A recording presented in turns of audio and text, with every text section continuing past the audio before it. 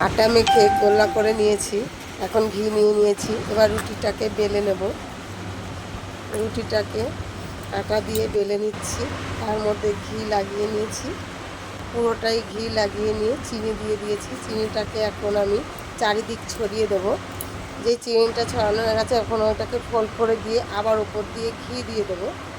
ঘি দেওয়া হয়ে যাওয়ার পরে তার উপরে আবার আমি চিনি দিয়ে দিচ্ছি। চিনিটাকেও করে ভাঁজ করে নিলাম। এইবার আবার বেলে নেব। একটু আটার গুঁড়ো দিয়ে 3 কোণাভাবে বেলে নিচ্ছি। এবার একটা প্যান বসিয়ে দিয়েছি, প্যানে ঘি দিয়ে ঘিটা গরম হয়ে গেছে। এবার আমি আস্তে আস্তে পরোটাগুলো ভেজে নেব। প্রথম পরোটা দেওয়া হয়ে গেছে, এই পাশটা হয়ে গেছে, এখন উল্টে দিচ্ছি।